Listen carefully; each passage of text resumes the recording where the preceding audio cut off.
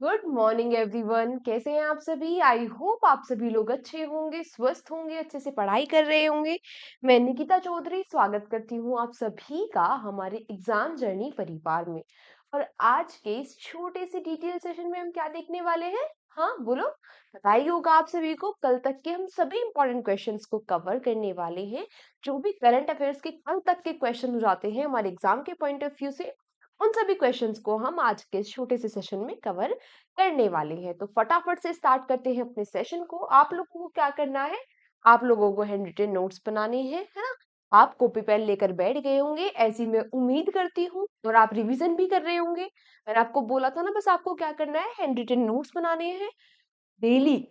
Backlogs नहीं रखने हैं। डेली के डेली अगर आप नोट्स बनाते रहोगे, थोड़े से तो क्वेश्चन होते हैं, 10 क्वेश्चन आंसर ऐसे लिखने हैं, है ना? अगर आप डेली डेली उन्हें एक बार लिख लोगी और एक बार कल की क्लास को अटेंड करने से पहले एक बार 5 मिनट के लिए उन्हें गो थ्रू कर लोगे, तो आप इन क्वेश्चंस को कभी नहीं भूलोगे। बैठ कर रखना बिल्कुल भी नहीं है कि इसका आंसर ये है, उसका आंसर वो है। ऐसे बैठ के बिल्कुल भी नहीं रटना है, इतना सफिशिएंट हो जाएगा। बस अपने नोट्स बना लो, है ना? और एक बार कल की क्लास में आने से पहले रिवाइज कर लो। संडे का सेशन अटेंड कर लिया करो। इतना रिवीजन आपसे आपके लिए इनफ, मोर देन इनफ रहेगा। ठीक है, तो स्टार्ट करते हैं अपने सेशन को। आज के सेशन का हमारा पहला क्वेश्चन हो जाता है क्या?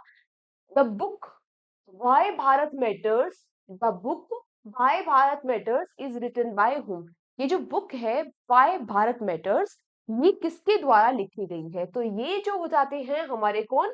External affairs minister. हमारे जो एक्सटर्नल अफेयर्स मिनिस्टर जाते हैं, कौन है हमारे एक्सटर्नल अफेयर मिनिस्टर? हाँ, हमारे विदेश मंत्री कौन है? ये हो जाते हैं कौन? एस जयशंकर जी। तो इनके द्वारा लिखी गई है वाई भारत मैटर्स, ये बुक इनके द्वारा लिखी गई है। और इन्होंने इस बुक को अभी हाल फिलहाल में लॉन्च किया है। इन्होंने इस बुक को, ये बात भी आप याद रखेंगे, इन्होंने इस बुक को हाल फिलहाल में लॉन्च किया है। कहाँ पर? दुबई में। कहाँ पर लॉन्च किया है? दुबई में इन्होंने हाल फिलहाल में इसको लॉन्च किया है। क्लियर इतनी चीजें?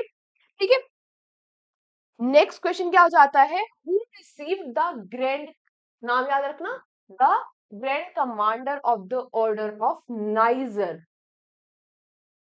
Grand commander of the order of niger, इस अवार्ड से किसको सम्मानित किया गया? ये जो अवार्ड जाता है, ये फैक्ट भी बहुत इंपॉर्टेंट है।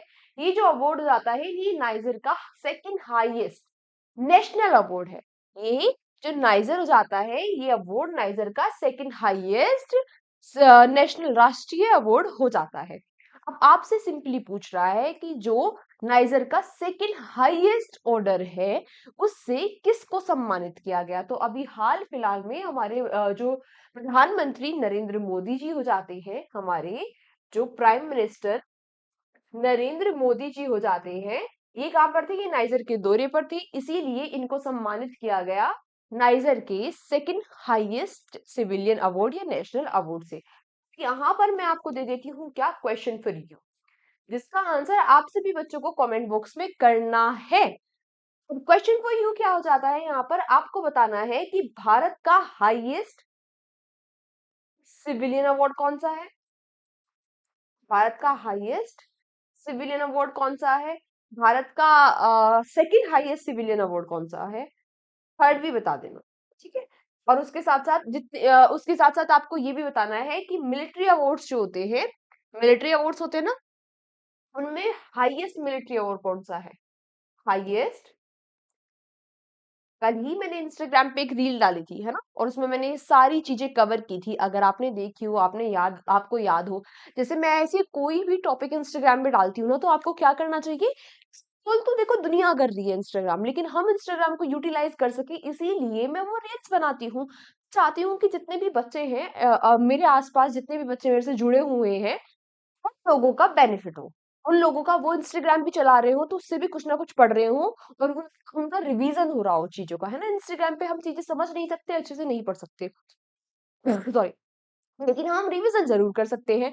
और मैं हमेशा कहती हूँ, maximum revision is the key to selection. आपको क्या करना चाहिए? जैसे ऐसे कोई टॉपिक होते हैं, या कोई भी ऐसे, अगर ठीक है कोई सोशल टॉपिक है जिसमें कोई मुद्दा ऐसा आ गया कि ठीक है, वैसे हमें कवर करना है, उसमें फैक्ट्स बहुत ज्यादा नहीं है। उसके तो नोट्स नहीं बनेंगे, लेकिन जो स्टैटिक वाले टॉपिक होते हैं उनके आप छोटे छोटे से नोट्स बना के रख लिया करो। मुझे बहुत सारे बच्चे मैसेज करते हैं कि मैम हमने ना आपके ये इंस्टाग्राम वाले नोट्स बनाए थे और इन्होंने हमें बहुत हेल्प करी। लास्ट मिनट पे हमने बस इनको ही रिवाइज करा और मेरे एग्जाम में इतने क्वेश्चन देखने को मिले, इतने क्वेश्चन देखने को मिले। तो आप लोग भी ऐसे ही कर सकते हो। उनकी छोटे छोटे से, जैसे कितना देर लगेगी, जितना मैंने 1 मिनट की में मैंने आपको बताया उसको आपको लिखने में कितना देर लगेगी, मैक्सिमम 10 मिनट। तो 10 मिनट में आप उसको लिख के, वो आपके बहुत काम आने वाला है, क्योंकि वो सारे क्वेश्चन मैं उठाती हूँ ऐसे वाले जो बहुत बहुत बार एग्जाम में पूछे जाते हैं, जो वो टॉपिक मैं वही सिलेक्ट करती हूँ जो एग्जामिनर का फेवरेट होता है। इसीलिए वो नोट्स में जरूर बनाया करो, ठीक है। और ये सारी चीजें मैंने कवर कराई है वहां, ठीक है। इसीलिए आपको वहां से देखना है, भले ही वहां से देखना है, जिसको याद है बहुत अच्छी बात है। भले ही वहां से देखना है और आंसर करने हैं कमेंट बॉक्स में, जिससे आपकी ये सारी चीजें प्रिंट मेमोरी में चले जाए। नेक्स्ट क्वेश्चन आपसे पूछ रहा है, recently where India successfully test the first hypersonic missile. तो भारत ने अपनी पहली हाइपरसोनिक मिसाइल का टेस्ट कर लिया है। से पूछ रहा है कहां पर, तो मैं आपको चलो बताती हूँ कहां पर ये किया है। एपीजे अब्दुल कलाम आइलैंड पर, एपीजे अब्दुल कलाम आइलैंड पर इसका टेस्ट किया है। अब ये एपीजे अब्दुल कलाम आइलैंड कहाँ है, ये है कहाँ पर, ये है ओडिशा में। कहां पर है, ओडिशा में। तो इस बात को आप याद रखेंगे, सुपर इंपॉर्टेंट क्वेश्चन ये हो जाता है।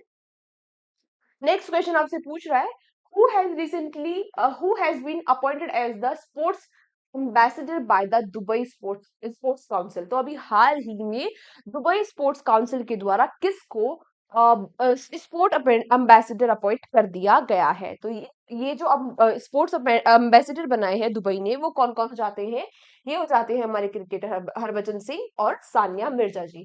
तो अभी हाल फिलहाल में दुबई ने इन दोनों को अपना स्पोर्ट एम्बेसडर बना लिया है। अगला प्रश्न आपसे पूछ रहा है कि कजेरिया विक्टोरिया कजेरिया थिलीविंग, जो विक्टोरिया कजेरिया थिलीविंग है, ये अभी हाल ही में बन गई है the Miss Universe 2024 winner, belongs to which country. ये बन गई है क्या, मिस यूनिवर्स 2024 की मिस यूनिवर्स कौन बन गई है, विक्टोरिया कजेरिया। आपसे पूछ रहा है कि ये किस कंट्री से बिलोंग करती है। तो देखो ये बिलोंग करती है कहाँ से, ये बिलोंग करती है डेनमार्क से। डेनमार्क में भी, डेनमार्क की जो कैपिटल है कोपेनहेगन। अरे, जो डेनमार्क की कैपिटल है कोपेनहेगन, ये वहां से बिलोंग करती है। और इस बार ये जो मिस यूनिवर्स हो रहा था, इस बार ये जो मिस यूनिवर्स हो रहा था, इसका 73rd एडिशन था। इस बात को भी आप याद रखेंगे। उसके साथ साथ आप ये क्या याद रखेंगे कि इसको होस्ट कौन कर रहा था, इसको होस्ट कर रहा था कौन, मेक्सिको में। ये कहां पर होस्ट हुआ था, मेक्सिको, मैक्सिकन सिटी में। मैक्सिकन सिटी में इसको होस्ट किया जा रहा था। इस बात को भी आप याद रखेंगे। नेक्स्ट आपसे पूछ रहा है, what is the GDP growth projection for India in 2024 according to Moody's rating. Moody's की जो रेटिंग होती है, काफी इंपॉर्टेंट रेटिंग निकालता है ये। इसके अकॉर्डिंग आपसे पूछ रहा है कि इसकी रेटिंग मतलब काफी इंपॉर्टेंट होती है। ये आपसे पूछ रहा है कि जो मूडीज रेटिंग है, इसके इसने कितना प्रोजेक्शन किया है कि इंडिया की जो जीडीपी रहने वाली है 2024 में, यानी कि इस साल, कितनी रहने वाली है। तो देखो इसके अकॉर्डिंग इंडिया की जीडीपी रहने वाली है 7.2%। पहले इसने कहा था कि 6.8% रहने वाली है। वैसे ही पहले मूडी ने अपनी रेटिंग दी थी कि इंडिया की जीडीपी 2025 में, 2025 में 6.4% रहने वाली है, लेकिन इसको भी बढ़ाकर कितना कर दिया है, 6.6% कर दिया है। तो आप अभी ये याद रखना, 2024 में इसका मूडिंग का जो हमारा इंडिया के लिए GDP, gross and domestic product की जो रेटिंग है वो कितनी है, 7.2% इन्होंने बताया है कि 2024 में हमारी जीडीपी आने वाली है। और बहुत सारे बताओ जल्दी, वो कौन कौन सी, मैंने सब पढ़ा है कि बहुत सारी ऐसी ऑर्गेनाइजेशन है जिन्होंने हमारी जीडीपी इस फाइनेंशियल ईयर के लिए 7% प्रिडिक्ट की है। बताओ उनके नाम। When is the World Day for Remembrance of Road Traffic Victims observed each year? आपसे पूछ रहा है कि सड़क यातायात पीड़ितों के लिए विश्व स्मरण दिवस कब मनाया जाता है। तो देखिए ये मनाया गया है इस बार 17 नवंबर को। कब मनाया गया है, 17 नवंबर को। हाँ, 17 नवंबर तो ऑप्शन में ही नहीं है, तो ये क्यों मनाया जाता है। स्पेशली 17 नवंबर को ही नहीं मनाया जाता, ये मनाया जाता है every third Sunday of November. नवंबर के हर नवंबर के ये तीसरे संडे को सेलिब्रेट किया जाता है। इस बार ये 17 नवंबर को सेलिब्रेट किया गया। नेक्स्ट आपसे पूछ रहा है कि come and install solar power projects. ये जो न्यू इनिशिएटिव है ये किस स्टेट ने अनाउंस किया है? तो सोलर को प्रमोट करने के लिए, सोलर पावर को प्रमोट करने के लिए ये इनिशिएटिव लॉन्च किया है हिमाचल प्रदेश ने। और जो ब्रजेश गुणेश्वरन है, इन्होंने अभी हाल ही में रिटायरमेंट अनाउंस कर दिया है ना। इन्होंने अभी हाल ही में, टेनिस प्लेयर है, इन्होंने अभी हाल ही में अपना रिटायरमेंट अनाउंस किया है। तो ये भी आप याद रखेंगे, ये क्वेश्चन भी इंपॉर्टेंट होते हैं। आज की क्लास को हम यहीं तक रखते हैं। Thank you so much everyone हमारे साथ सेशन में एंड तक बने रहने के लिए। कल के इस छोटे से डिटेल सेशन में फिर से आपका स्वागत होगा। तब तक क्या करना है, वही जो मैंने आपको स्टार्टिंग में बताया, नोट्स बनाने हैं, शिद्दत के साथ पढ़ते रहो भाई, है ना। अपने बड़ों का सम्मान करो, अपने छोटों को प्यार दो, बस इतना ही। Take care, bye bye. कल की क्लास में आप लोगों से फिर से मुलाकात होगी।